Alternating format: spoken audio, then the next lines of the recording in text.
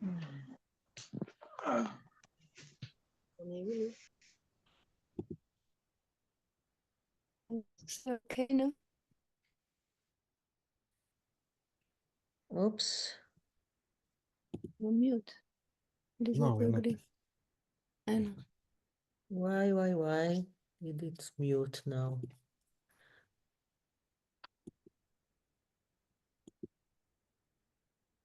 Now it's unmute. She's muted. She should unmute herself.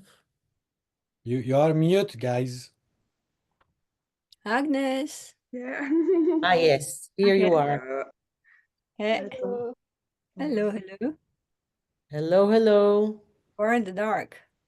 Il n'y a pas la vidéo, attends. Ah oui. Ok. Hello. Hello, Charlie. Hi, hello. It's good to see you. Good to see you.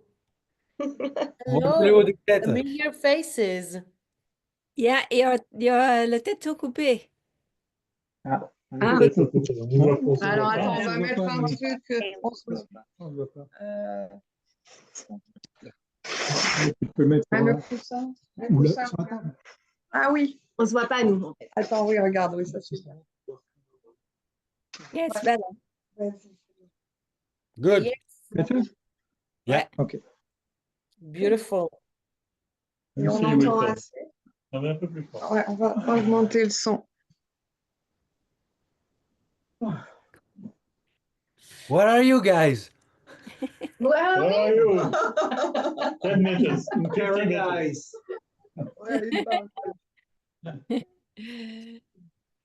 Okay. So we can start. I'm letting you know, everybody, that this is recorded.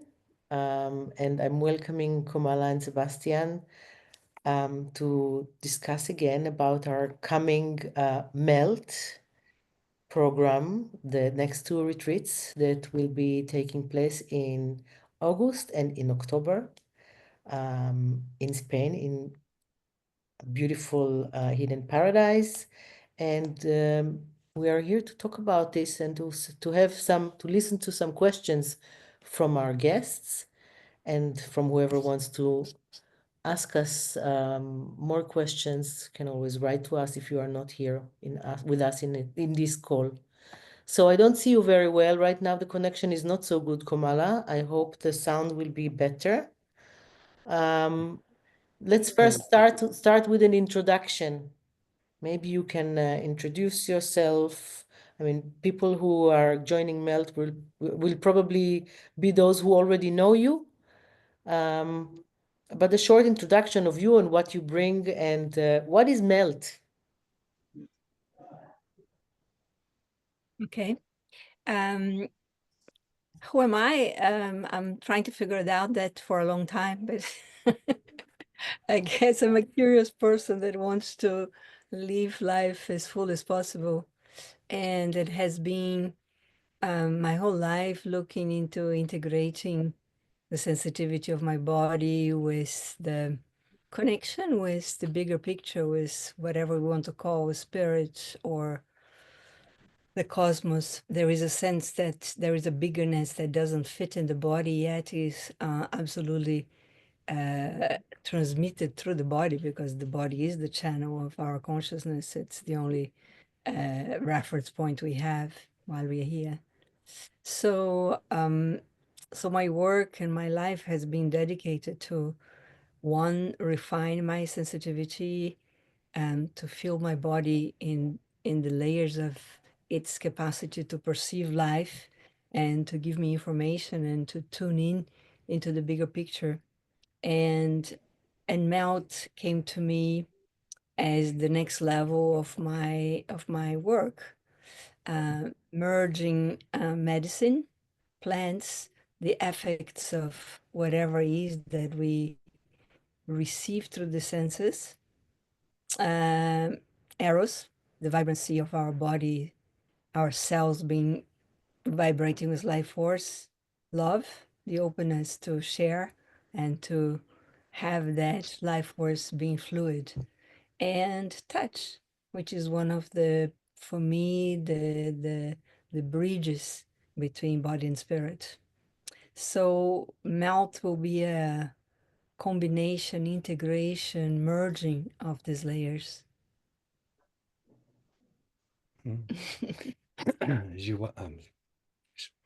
I also see how it's a merging with the body in the middle, but it's a merging of two communities, two reality, or two kind of experiences. We can see in one some way many people are to tantra or self-development, sexuality, and so on, where nudity and use of the body and physical expression is very welcome. But use of medicine and altered state of consciousness are not always so much welcome. And same on the other side, there is many communities where traveling, journeying is very common, but then the body is not so much integrated or even welcome at time, and even less the sexual energy.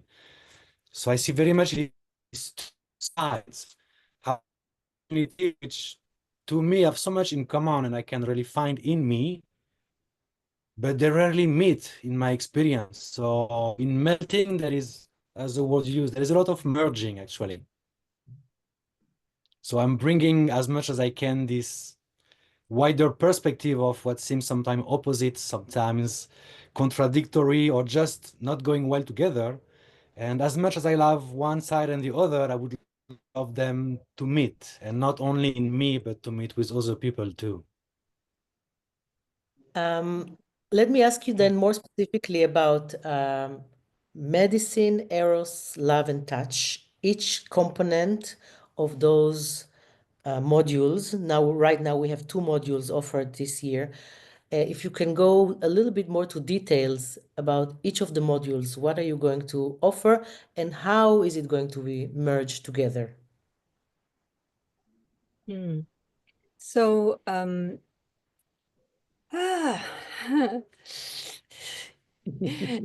so the medicine, let's go by 1, 2, 3, 4. The medicine for me is anything that the roots of medicine and meditation are the same. And it's everything that turns your attention inside and brings wholeness and brings the memory of what it is to be part of life without breaking the connection with life. So what I notice is that many people that I've been in so many different communities from all kinds of passes, a lot of different substances, and on the same time, a lot of experience with the body and energetics and healing. So what I noticed is this dichotomy, this break that Sebastian was referring to, that some of these experiences are, compartmentalized. Either you are a spirit, you go high and you know the universe, but then when you come back, you have a difficult time relating to your lover, to your boyfriend, to your kids, to your mom. And the other way is like you developed a lot of sensitivity in the body and then have a difficult time opening up to releasing that energy to a bigger picture that we are part of life. And the body is a very tiny, minuscule particle in this incredible, infinite universe. So what I will bring in Mount is a great gradation and a slowly increasing our capacity to perceive the different effects of the different medicines that come through the senses. Some things that were traditionally used in ceremonies, like teas and cacao and wine and other substances a little bit stronger, but that we are going to microdose and to increase slowly our capacity to stay present in the body when those substances are starting to have an effect in our mind. So, for example, a very simple scenario of people getting drunk. The great part of the people that drink a lot of wine, for example, gets drunk and lose completely the capacity to stay present in a conscious way in the way they relate. But in the old days, especially in Rome, there's many cultures where wine was served to increase our capacity to stay present in the body and not to get drunk and lose it. So when we are not conscious, yeah, we lose it. And when we are conscious, there is a breach. And then there's a beauty of becoming more and more present in the body. So we're going to use several substances to increase our capacity to stay present in our energy field, in our body, in our physical presence, while our mind is expanding, while this consciousness is opening towards a much bigger picture than what we're usually used to. So the first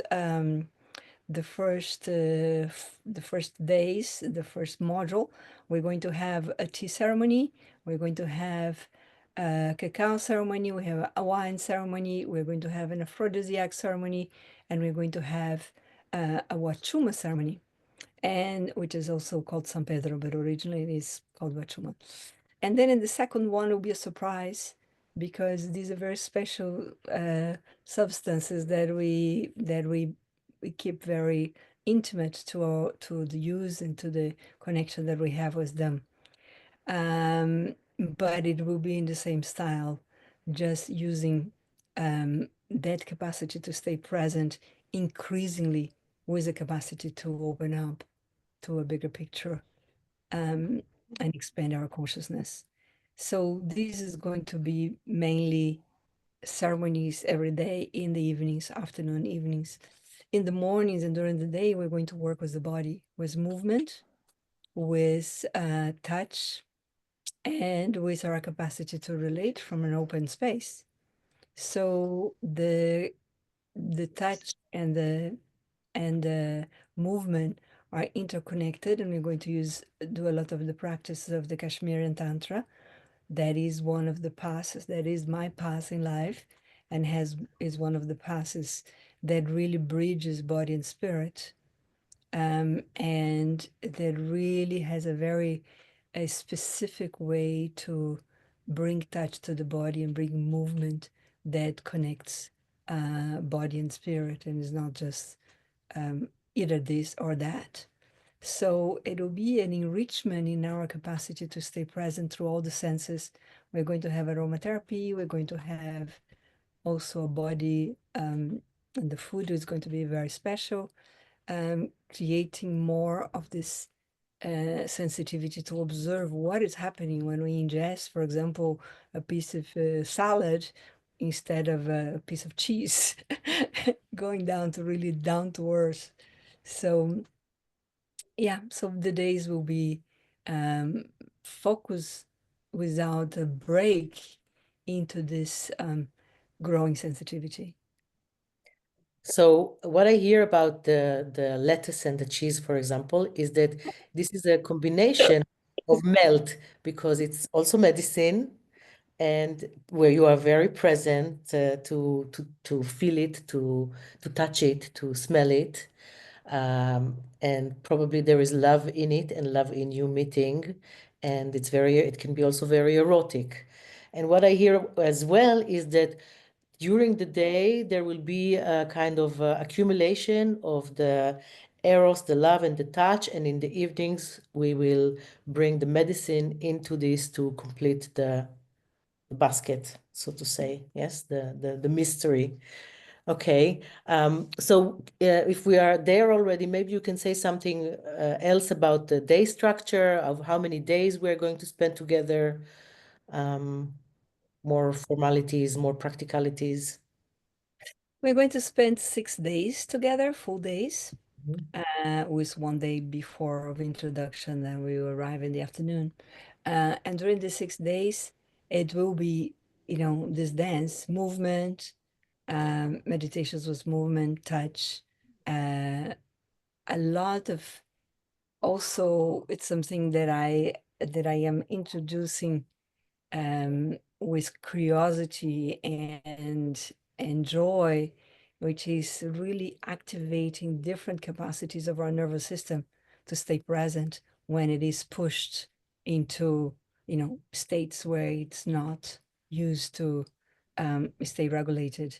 So it is also becoming more sensitive at that level, with some practices that are both fun and joyful and playful and more, yeah, just different than the usual, but that will add our to our capacity to relate from a place of presence at all layers inside. Because many times we come just like totally emotional and forget the sensitivity of the body. Sometimes we come totally with the body and forget the sensitivity of the emotionality that's behind. Sometimes the desires are repressed and they go into the mind and they become like more of an object of the mind. And it's like melting the layers into the awareness of a presence that integrates all the layers. You were saying a lot about the medicine part of MELT, and coming back to what Sebastian just said about people who are coming from that end and people who are coming from the other end, maybe you can elaborate more about the Eros part. That's a good one. So the most traditional ceremonies around plant medicine in the old days, and these I have connections from with tribes, with people that are indigenous. I grew up in Brazil, and have had since very young connection with the tribes, and then with Peruvian tribes, and then with American Indian tribes. Their ceremonies never exclude erotic connection. In fact, they use erotic connection to stay more connected with spirit, to open the doors to the love and to the connection in the tribe. In time, doesn't matter the history, things got fucked up, so to say. So as a way to dominate people, different powers were established and decided to understand that if you are fully alive in your erotic body, you will not listen to people telling you what to do, because your body is so, our bodies are so clear when they are clean of what is that it needs right now, that there's nobody that can convince you to do anything different. I remember a funny event in my life when I was about 13. I grew up in a very free way, but when I was about 12, 13, my father said, want to control me.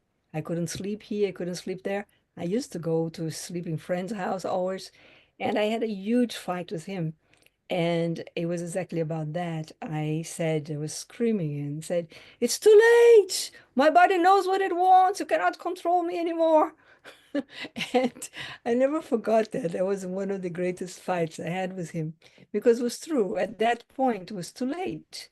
At 13, if I had been growing up with a sensitivity that was very free and was very allowing me to make my decisions according to my body, according to my taste and smells and the things that I knew I needed, it was too late to start to control me.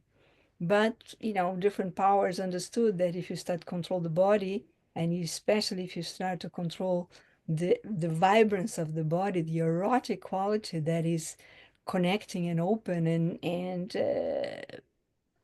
alive, you know, then you start having power over people. So, and interesting enough, some of the traditions, even the ancient traditions, became influenced by Christianity, and they start losing that connection and start severing, cutting the connection with the erotic body. So nowadays, most of the ceremonies that are happening traditionally, oh my God, God forbidden that man and woman are going to have any attraction here, because men should be in one side, woman should be in the other side. This is about spirit. What happens, and this is also not gossip, but is a fact, is that a lot of distorted sexual connections happen behind the scenes. And this happens in the church, this happens in the ayahuasca communities, this happens in many of the so-called spiritual communities that are around the planet. Because obviously, if you are connected with the bigger picture, you have to be connected with your body, because your body is part of the bigger picture. So to try to separate both is I don't want to say stupid, but not very intelligent, not honoring the fullness of life, the wholeness of life. So for me, this was always an important factor and was something that I developed in life. It was this connection between expansion, an expanded consciousness, a lot through different substances, and the body through sensitivity, through eroticism, through my sexuality, through my sensuality. So it's a bit daring to be so blunt about it, but I have nothing to lose at this time in my life. Actually, I never had anything to lose. If I'm not blunt, what I'm going to see boring. I'd rather be blunt than boring. So I want to bring it a little bit more down to earth. What would be an experience you would offer during the modules, like erotic experience? And also, there was another thing, I forgot it. I will remember. Let's get to this first. So, as I said during the day, the practice of Kashmir Tantra are very much based on body touch and exchange of touch. And several practices have an exchange of touch where you're vibrating your body to a place where you feel completely connected with the universe. And it is highly discouraged and actually is not forbidden, because in the Kashmiri Tantra there's nothing that's forbidden, but it's highly discouraged to have a sexual interaction from that state, because you're kind of missing the opportunity to stay fully present with that state inside yourself. And obviously, after, you really can settle and relax and embrace that quality of full body vibrancy inside you, then connecting with someone else is a natural flow, and it's not a give and take. It's an openness that that comes from merging, comes from melting, which is a very different feeling than usually the sexual desire, seduction, get and take, that is always like this, and this is more like this. So increasing the capacity, our capacity to stay present with that, the empowerment of our life force, our erotic body, vibrating to the max, give us an incredible freedom to offer that and to meet someone else in that space. And has a completely different quality than the romantic "I want you" or the desire mental you, or the seduction, pulling, wanting, and pretending that you don't want it. There's so many games there. The beauty of two conscious human beings vibrating fully and offering consciously is extremely vulnerable and incredibly beautiful to my experience. So I love to share that with people. And that's why I do that work, because you don't find that on the streets. And if it was a common thing, I wouldn't be doing this work, but it's not. And what I notice, it's a lot of the suffering that most people go through, and all the difficulties or the challenges, comes from this inner, fight, that there is a sense of expansion, and at the same time, the sense of contraction that comes out of fear and comes out of dumbing and subduing the vibrance of the body. Does it respond to your question? Yes, and it reminded me also my next question. For whom is this melt? For whom is it made? People need to have experience. In what kind of an experience they need to have? I don't think that people need experience, as, I've done this and this and this and this, checking boxes. I do feel that I would like to share this time with people that really have a commitment to find what it is that nourishes their capacity to love, what it is that reminds them that it's always possible to come back to that space of openness, to that space of receptivity, to that space of conscious sharing that is not depending on pushes and pulls from the outside or karma, or, obviously we're talking about a highly refined ideal, but we can go there slowly. This has been my life. I'm not arrived anywhere. I don't think there's a place where you arrive, but there is a constantly caretaking of that quality inside, and a constantly choosing that this is how I want to live. So many people that have done all kinds of things keep doing all kinds of things as a distraction, actually going at one level even far away from a sense of wholeness that is writing anything and have that sense of wholeness naturally for some reason that I don't know and doesn't matter. And they will go, oh, this really resonates with me. This is really what I want to nourish in my life.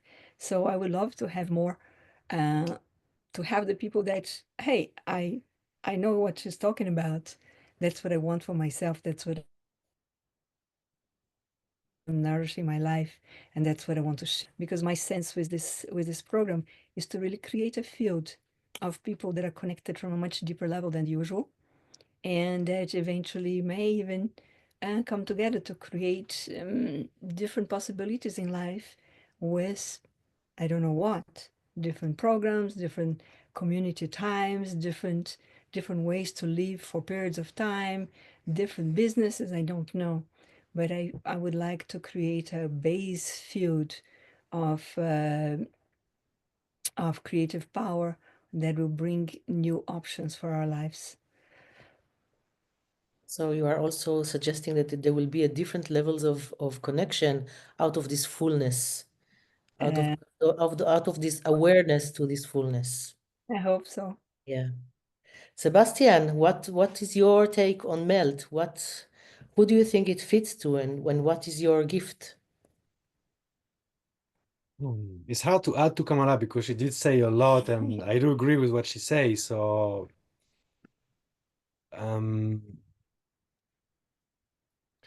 like she mentioned, it's not about people which have certain kind of experience, but I would still say, yeah, it's for simple people which are a little bit experienced in the same time. So experience is not like mentioned, the idea of checking box. I did this workshop, I did these retreats, and because I did those, then that, and that, I can now do the next one. I'm not sure this is a very much point of information of what the person really has to receive or give. But there is a need for a certain level of experience. And the experience can come also through curiosity, to patience, to enthusiasm, to a very strong call, to many, many layers. It's not an experience as something done, but it's an experience as a recognition. Yeah, I think that's the word I was looking for. Exactly. More of a recognition, thing like, yeah, this fits me. In the same time, I want to say my wish is for Melt to be not too light, not too. It's not about just an easy journey and let's have a week with butterfly and unicorn and enjoy medicine, pretending we are spiritual and enjoy touch. It's really not about that, and it takes a certain level of, if I dare to say, courage and willingness in order to go to what we are not used to. And I believe the person to whom it is made for and the person I wish to spend this week with are people that are enough to follow a call even if they are not really sure, which are courageous enough to explore the part of them that haven't been explored, but there's something a tingling inside that say, yes, I would love that. And ideally, very much the best context is about people which already felt it. It's about people already knowing that there is something and wanting maybe a space where it can really unfold, and not unfold according to social norms and rules, because I'm definitely not the one that will respect that. Not that I want to be controversial. It's not about the rebelliousness of the system, but it's about offering a space which will not be or politically correct by nature, because this correctedness is what stops it to happen. This correctedness is what makes the limitation, where we try to behave in certain way, which either we look good or want to look good, or either it seems great and under control. But both of those things are what makes life dull, to my perspective. So what I would wish to bring, which was the second part of your question in that way,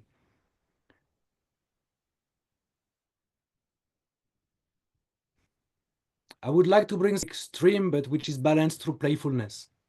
I believe the playfulness is, for me, is a bridge. It's a bridge that can bring joy and sadness together, that allows them to dance, not to change one into another one. I believe that playfulness is what allows the mind to go along without taking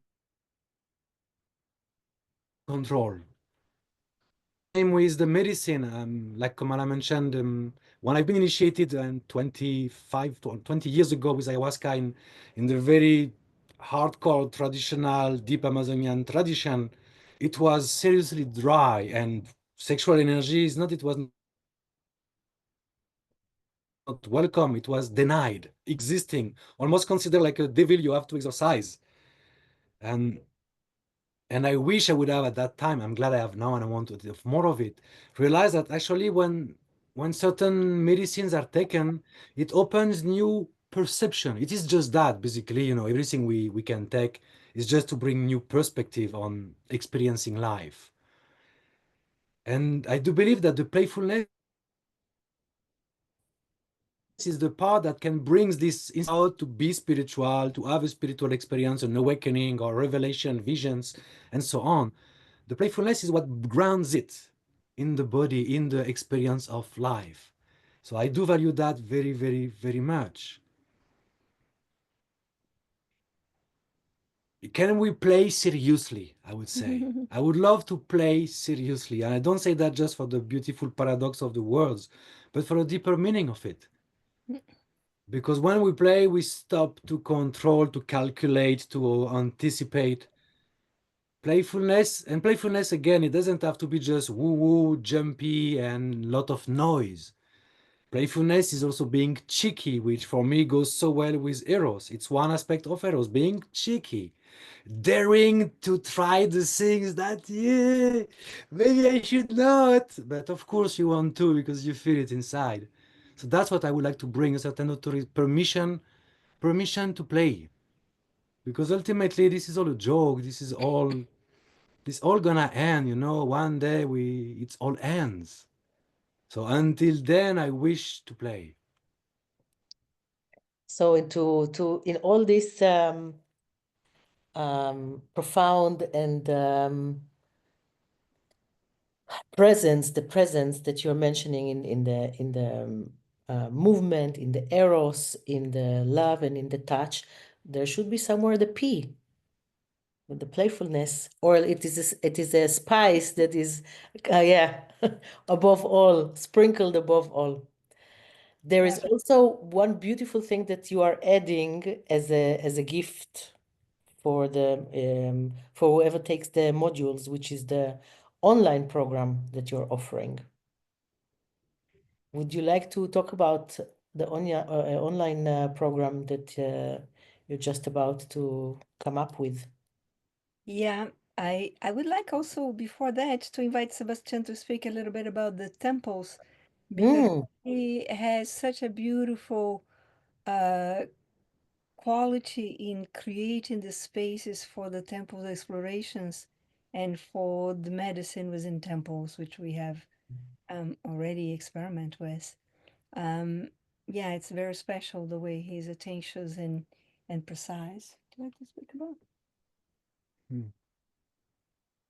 I'm starting to be a little bit resisting to the word temple. Me too. Like I've been resisting to the word tantra, the word yoga, the word meditation, because when the words become fashion, it seems to lose the meaning, or at least it doesn't convey anymore what I intend to with the word. What I do love about temples is when I realize what I love about it is when I realize that it have to circle back to the same topic because it goes along. That sacredness doesn't have to be serious. but it has reverence at the same time. So it needs to have a certain level of grounding, a certain presence is mandatory. And there is a sense of magic, because everything which is not like the daily consciousness become extraordinary. Everything which is extraordinary become magic, basically. For me, temples is a space where magic is created. And magic is not about illusions. I'm not anymore also into the how it look like so much. I'm used to organize years ago workshop about how to make rituals and how to invite more ritual into life. And I was very serious. Actually, I guess I was even dogmatic at that time. There was a way to do and a way not to do. And there was a reason to do and a reason not to do. And I think all this just, I didn't drop it. It fall onto me and crumble like a big wall that crushed me down, realizing that it was just theater. But it was All, theater all wrong. melted. Hmm? All Yeah, melted. it was a theater which was wrongly understood, because temples are theaters. But it's not a theater of doing things because they have a reason or a meaning. This is the beautiful part we use. We ask the mind to make sense to things so it feels like it have more meaning. But the meaning doesn't come from the sense we give. And temples for me is when I connect with this sense of everything is important and everything I see is important, and realizing that there is this interconnectedness in those spaces, which is so much easier to feel, one, but more important, is so much easier to name and be received. And in a temple, you will be very able to say, oh, that person needs a glass of water, to give an example, a very basic one.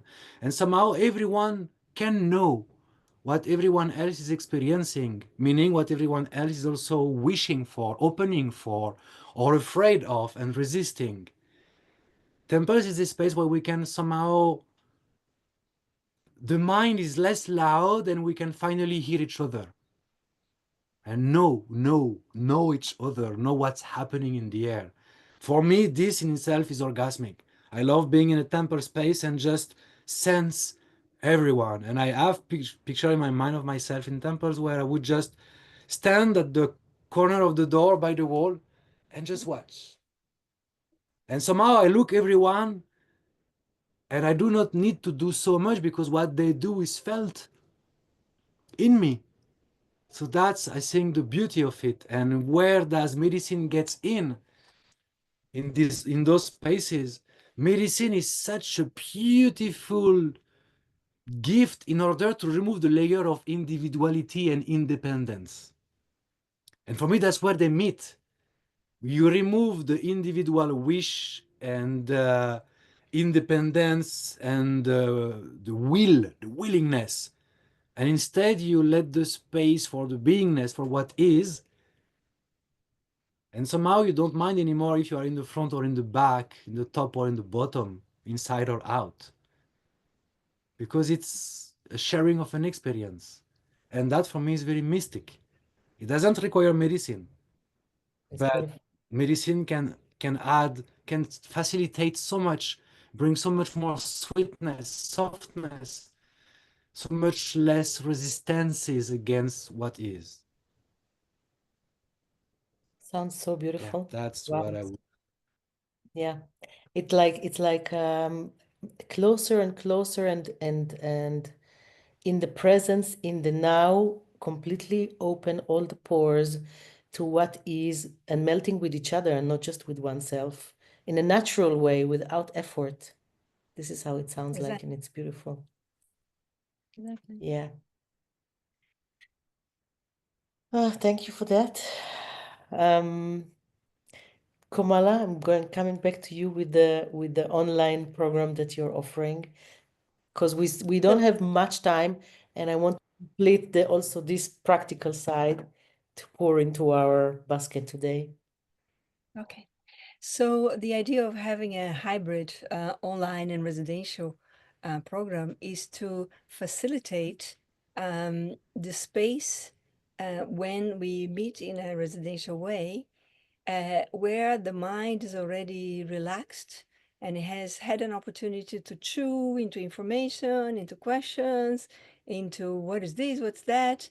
and can be more supportive because it's open and because it has a certain degree of relaxation from understanding that, yes, I can be here. So it will be the online program. People will be able to have it without coming to the residential. But the idea is that they have it both. That the ones that come to residential will receive the online program as a gift, as a bonus, and that will fill up the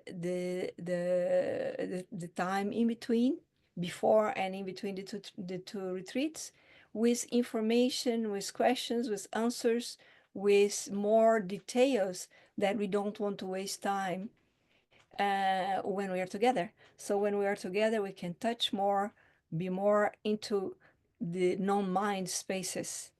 And of course, there will be some talk. There will be obviously some things that will still arise, but hopefully there will be much more spaciousness for the exploration, because the mind is already grounded, relaxed, and absorbing what needs to observe to be able to, okay, it is a bit daring, but there is I'm here with you, rather than So, fighting it.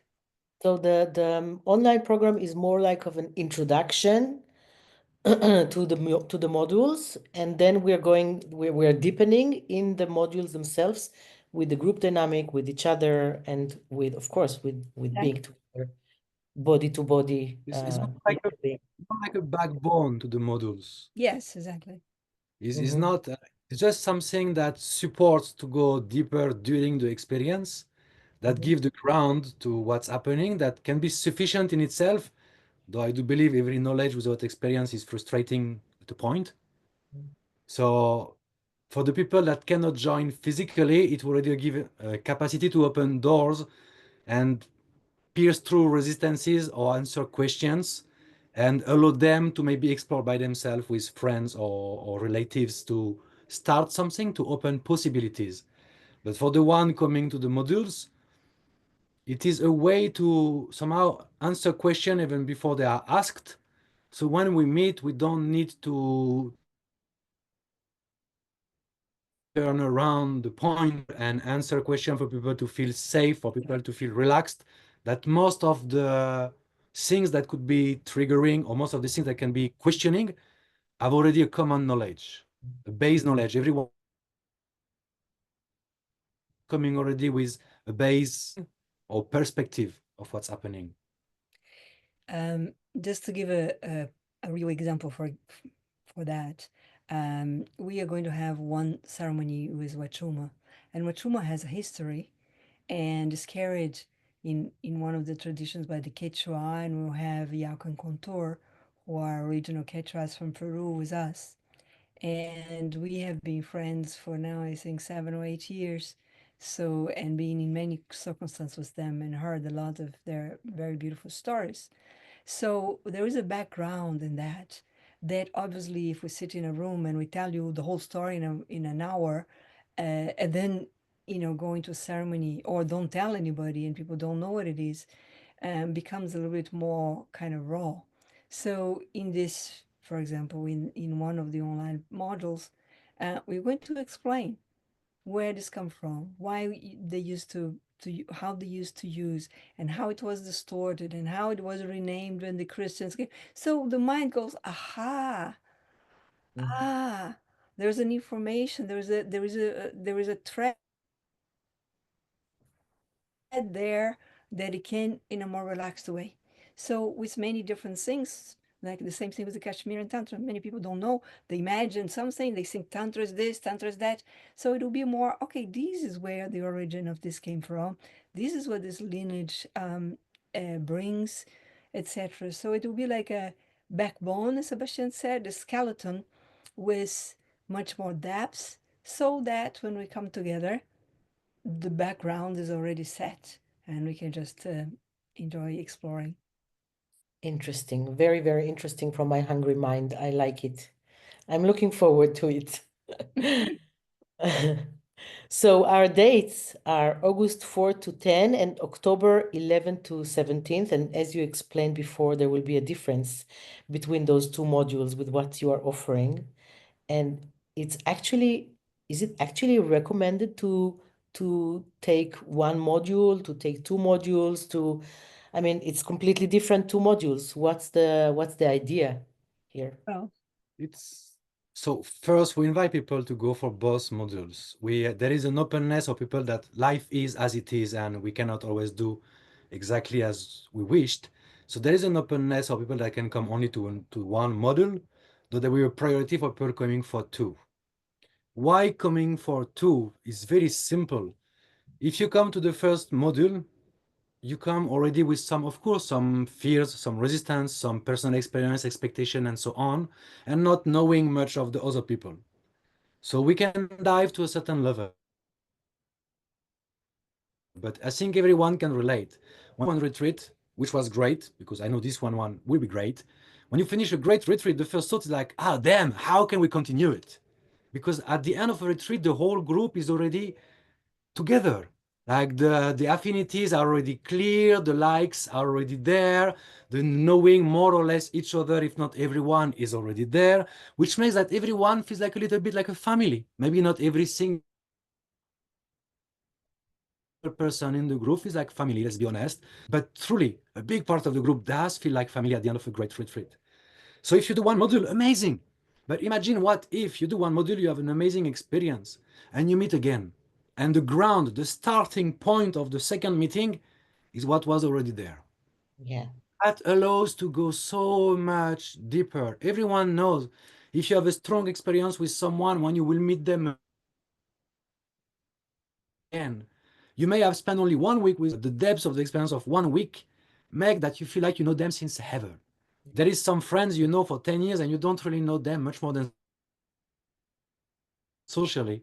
And some other you meet for very specific experiences and you do them such in depth and likewise. So meeting again from that ground, it answers obviously the point. The point of two modules is that we start not from the beginning, but we start from something which is already bubbling and sparkling and longing to explore, and the capacity to go beyond is so much bigger. Yeah, because Yeah. the body is already relaxed. The body And feels the mind. familiar, welcomed, and mind, of course. Mind is at peace. You already know kind of most of the people. She's like, okay, I already feel good. Yes. Yeah, the idea is to really offer another level of gatherings, and not anymore the week the week peak experience or the week breakthrough. Is to really gather into this grounding of something much, much more substantial between people, Mm. not only for yourself, but also in between people. I am a community builder, and I just have this gift of inviting people to create things together. And I feel we are in a very critical moment where a lot of people are really looking forward and wishing for that, but they still have fear. They still don't have skills. They still don't know. And for me, there's not much time to waste. And it's now or never. And this program, in my heart, in my soul, also will support that to create a grounding for new creations. Mhm. And we're going to be hosted in an amazing community space, actually, in Hidden Yes. Paradise in space, in Spain, in space. In space too. Yes. Um, which is an amazing, amazing place that I really love, and I'm very glad that you bring us there. Nature on a hill, surrounded with fruit trees and spring water, and cats and dogs. I have a cat here meowing, cats and dogs, and everything possible to nourish the eye, the nose, the smell, the sensation of connection to the land and freedom. And the place is very special because the owner Ra didn't make it as It's not a business, the idea. The idea is a place that he loves. And I mean, I've been there multiple times by now since a good amount of years. And the love is in every corner when I walk there, from the little piece of heart here and there, seeing the place, how it changes, how the care is, it is not a 5-star retreat where everything feels like sterile and minimalistic, white walls and white floor. It's not that. It's a place that feels alive with its own moods, its own character, its own set of colors and disparities. Is not everything not uniform. It's a lovely place. I love the swimming pools also, which are definitely a good addition on top of it.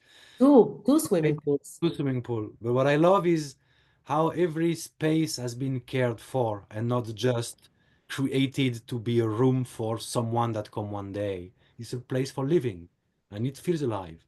Yeah. And also the food there is amazing. Fits our program.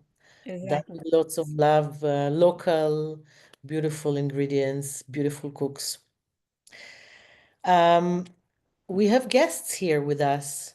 I'm wondering maybe they would like to have to also suggest a question, something is interesting them. The mic is open for you. So you are mute. Yes.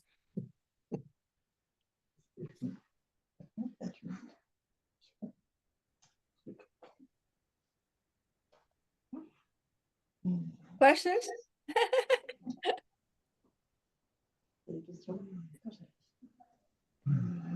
We are already preparing melting here. This is the first. And Melting in the couch. yes, every question. Mhm.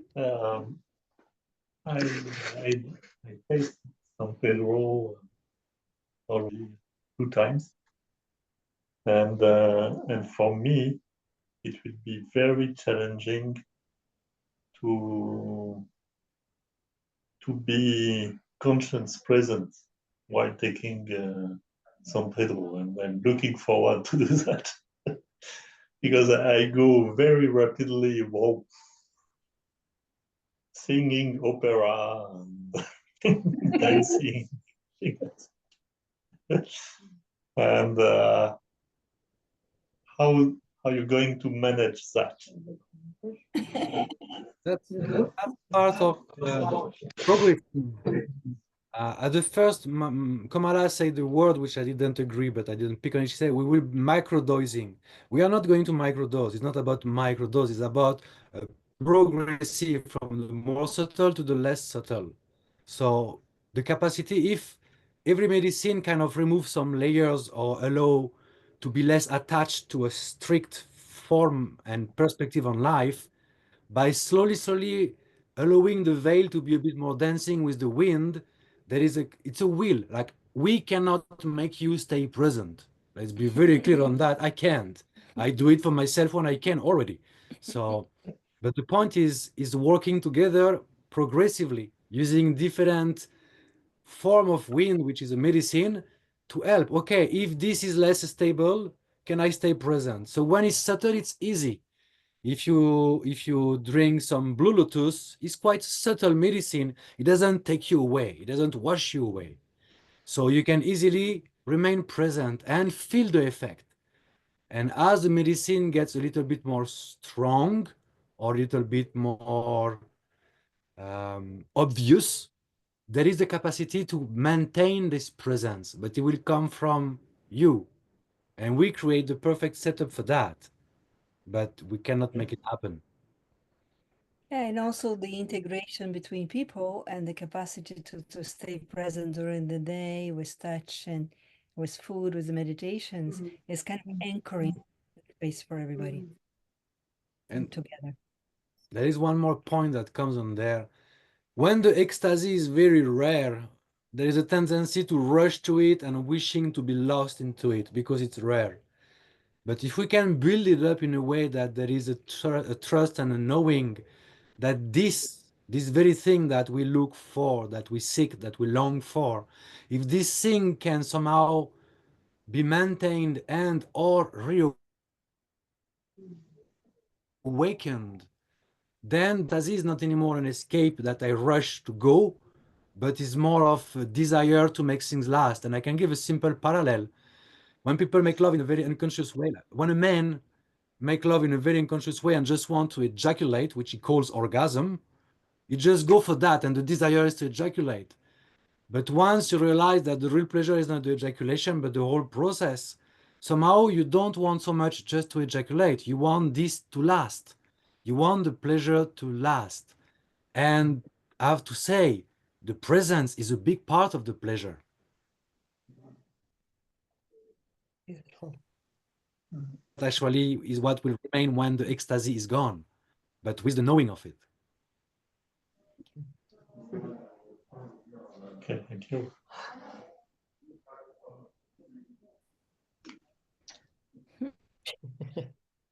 We are happy. Very Yeah, good. I've got a question. If you were saying that we can come only for one, this would be my case because I cannot come to the first one. Is it okay to come to the second one? Because it makes sense to come to the first one. You know, even if you can come to the second one, would that be, you know, like okay to come only to the second one, like with the group? And you know, how do you feel about that? Well, in this moment, you know, we are going to be selecting the people. So I trust my intuition and my experience to be very good at into how to create a certain energetic group of people. So we're doing an experiment, and of course we're going to give preference so people can come to 1 and 2, but also if I say yes to you, obviously it's because I feel that there will be easy to right. That leads to actually the application of it. We will ask for every participant that anyone that wants to participate for whatever the module or both of them. Part of the form, so there is the form because we need some technical information, of course. But the most important part, to me at least, is we will ask every person that want to participate to record a video of themselves. It's a video of a few minutes. It will link to a question which will go to everyone looking on the form. But regardless of the question or beyond the question, I do believe everyone has a capacity to just be felt by expressing themselves. Like now when I'm speaking, you feel something. You like or you don't like is another question, but you do feel somehow my essence, what I transmit. And so we ask everyone that wanting to participate to somehow do the same, to make a short video with a topic that we will be giving. And this video is a very good way for us to feel. And it's not because we expect any answer, be very clear on that. We don't expect you to answer certain things. Oh, this is a good answer, this is a bad one. I don't think there is such things of good and bad in that case, especially. But there is really much about what awakens in you. And we could even say the question is, why do you want to come? It's not exactly that, but this is the idea. And through feeling the person, it already gives a first clear information of can you or can you. So it's not a strict rule, can you or can't you come to one or only two. It's more about how does it feels, how does it resonate, come out through you. Which again is not linked to how much experience and workshop you did, but is definitely felt is how much what is conveyed through you. I will put the application process now a little bit structured. So first of all, you have to complete the application form. In the application form, there will be also a question related to a short video that you will send us. And after that, we will send you a confirmation with all details, etc., etc. So this is how it's going to be built. Any further questions from our group of beautiful people hugging each other there?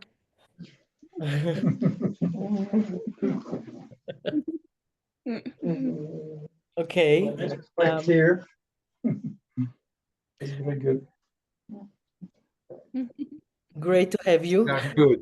Thank you, Shirley. Thank you. Thank you. Thank you. Komala and Sebastian, would you like to add some extra words before we end this beautiful, beautiful call today? Well, I'm looking forward to that. It's a new step into, it's a new offer that actually is the most ancient offer I ever done. But in the, in the idea of the presentation is new. But I'm very much looking forward, and I'm very happy that we do these 2 modules at Hidden Paradise. I'm very happy with all the facilitators that are coming besides Sebastian. We'll have Santoshi, Aziz, Lars, Jaco and Contour, and Yehu. So that will be a very, very rich kind of co-creation. So that makes me feel very happy. Yes. It's all been said.